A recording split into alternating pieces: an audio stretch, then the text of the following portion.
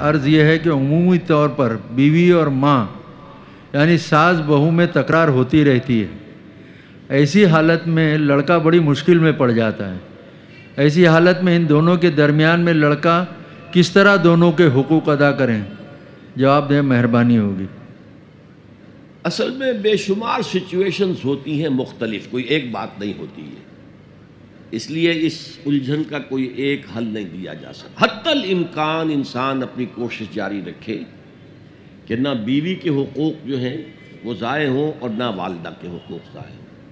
اس میں میرے نزدیک سب سے زیادہ اہم بات وہ ہے جو میں نے اپنے تقریر کے دوران کہی، والدین کو ٹائم دیا جائے، ماں کے پاس بیٹھا جائے، ماں کی باتیں سنی جائیں۔ یہ جو ایک محبت کی پیاس پیدا ہو جاتی ہے وہ ہے در حقیقت کے جو فساد کی جڑ ہے۔ اگر جیسا کہ میں نے کہا تھا بوڑھے والدین کو محض دیکھنا، محبت بھری نگاہ سے دیکھنا، یہ بھی عبادت ہے، تو یہ کمی ہماری طرف سے ہو جاتی ہے۔ ہماری ساری توجہ جو ہے وہ اپنی بیوی، اپنی اولاد پر مرکوز ہو جاتی ہے، والدین کو ہم اگنور کر دیتے ہیں، بس کھانا پینا ان کا ہے، چل رہا ہے، بس ٹھیک ہے، اور کیا ہے۔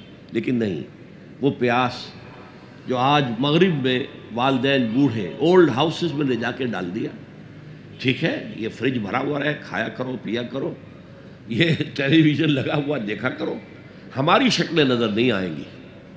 ترستے رہتے ہیں اپنی اولاد کو دیکھنے کے لیے۔